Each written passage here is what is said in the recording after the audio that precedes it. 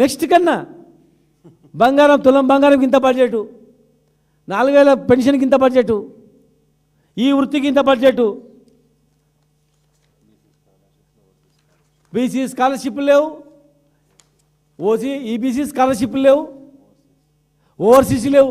విదేశీ విద్యలకు 1000 మంది చొప్పున అమ్ముతా ఉన్నారు. ఒక్కని పంపాలి ఇంతవరకు. మేము డల్లాస్ పోయినప్పుడు 100 మంది వచ్చారు. మీరు డబ్బులతో మేము వీటికి వచ్చినాం మమ్మల్ని కలవడానికి. మీరు ఎవరికి చేసినట్లా? 3,75,000 కోట్ల అప్పు ఎక్కడ పోయినట్లా? ఢిల్లీకి పోయినట్లా? మరి గల్లీకి పోయినట్లా? గల్లీకి పోయినట్ల లేదు. ఇక్కడ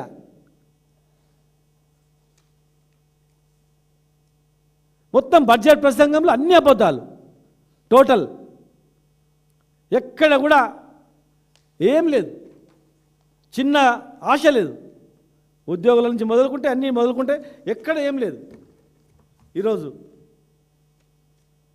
1,00,000 కోట్లు దేవుడెరుగు. ఏమో ఉన్నదన్నా ఖర్చు పెట్టాలి. ఇప్పుడు లాస్ట్ బడ్జెట్లో 12,000 కోట్లు ఖర్చు పెట్టాయించారు. మేము డిమాండ్ చేస్తూ ఉన్నాం. 2,300 కోట్ల ఖర్చు అయింది అంతే. మిగతా దాదాపు 8,000 కోట్లు ఉంది ఇంకా బడ్జెట్లో.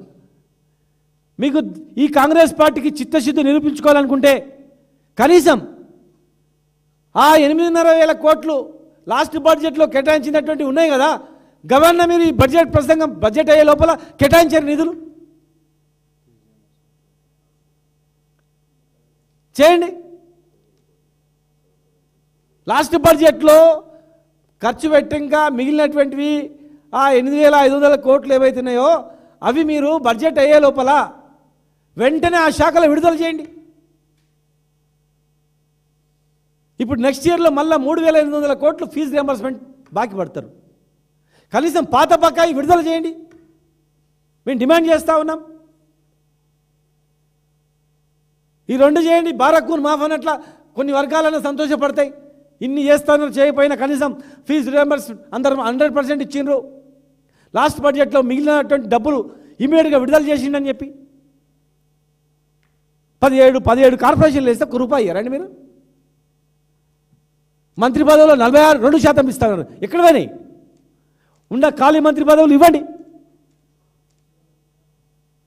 2 రాజ్యసభ సీట్లు ఇస్తే ఎవరికి వాళ్ళ గురించి తెచ్చుకున్నాం మేము తెలంగాణ. ఎవరికి ఇవ్వడానికి తెచ్చుకున్నాం మేము తెలంగాణ. మా పదవులు మా వాళ్ళకి ఇవ్వడానికి తెచ్చుకున్నాం. మేము కొట్లాడింది మా పదవులు మాకు కావాలి, మా రాజ్యం మేము మేలాలి, మేమే ఈ రాజ్యంలో అనుభవించాలని. సరే మీరు ముఖ్యమంత్రులు కానీ ఎవరికి ఇస్తారు రాజ్యసభ? ఈ ప్రాంతానికి ఇవ్వండి. కనీసం 50-50 ఇవ్వండి. ఒకటికి అక్కడ ఇస్తే ఒకటి ఇవ్వండి. 60% జనాభా వాళ్ళు ఒకటి ఇవ్వరా? ఈ పార్టీ అంటే ఎంత అహంకారం మరి. ఇంత జనాభా కొట్లాడుతుంటే ఇవాళ మీరు ఇవ్వాల్సింది ఏంది? పద్మశాలీలు చనిపోయిన వాళ్ళకు రావట్లేదు. చెట్టు మీద కంచి కింద పడి చనిపోతే కూడా వాళ్ళకి డబ్బులు ఇవ్వట్లేదు. మా హాయంలో మీరు అంటుండొచ్చు మీరు ఎంత ఖర్చు చేసిన. మేము దాదాపు 65-70% నిధులు ఖర్చు చేసినాం. కులవృత్తులను పునరుద్ధరణ చేసినాం. రైతు బంధు టైంకి ఇచ్చి రైతులను ఉత్పత్తి పెంచినాం. రైతు మరి భూమి లేని సంగతి ఎట్లా అనుకోవచ్చు. భూమి లేని బీసీలు, ఎస్సీ, ఎస్టీలు రైతు కూలిగా పనిచేస్తే కూడా గౌరవంగా ఉండేది. నాటేస్తే కూడా ₹1000 ఇచ్చి గౌరవంగా ఉండేది. బీసీ బంధు ఇచ్చినాం. దళిత బంధు రామ్ అయిపోయింది, జేబీఎం అయిపోయింది. మా సార్ చెప్పినట్లు దళిత బీసీ బంధు లేనేలేదు, ఊసేలేదు అక్కడ. ఇవాళ మేమందరం కూడా డిమాండ్ చేస్తూ ఉన్నాం. బీసీ కార్పొరేషన్ ఫెడరేషన్ల కింద నమోదైన సొసైటీకి ₹10 లక్షలు ఇస్తామని అన్నారు మీరు. ఇది కూడా ఇమ్మీడియట్గా ఇవ్వాలా. కొత్తగా అవసరం లేదు, పాత బడ్జెట్లకి ఇవ్వండి. పాతది కూడా ఎంత? అప్పుడు కూడా 3.68% మాత్రమే కేటాయించారు నిధులు 60%లో. ఆ 3.68% నిధులు కేటాయించిన దానిలో కూడా మీరు 20% కూడా ఖర్చు చేయలేదు. అంటే మీకు ఎంత ప్రేమ ఉంది చూడండి. 700 కోట్లు కేటాయించారు 2 ఏళ్ళలో కలిసి బీసీ కార్పొరేషన్లకు. ఖర్చు 0, 10,000 కూడా ఖర్చు చేయలేదు 700 కోట్ల నుంచి.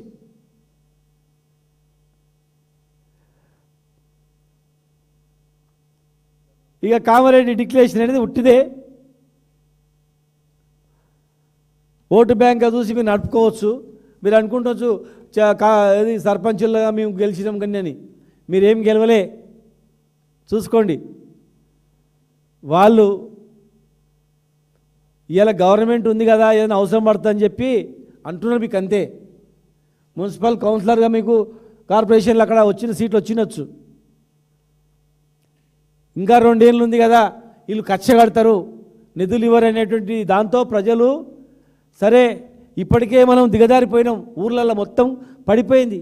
ఓ ఎకరా పొలం 50 లక్షలు ఉన్నది, 10 లక్షలు కూడా కొంటోళ్ళు లేడు. కనీసం ఊర్లో తాగడానికి నీళ్ళు సరిగా వస్తలేవు.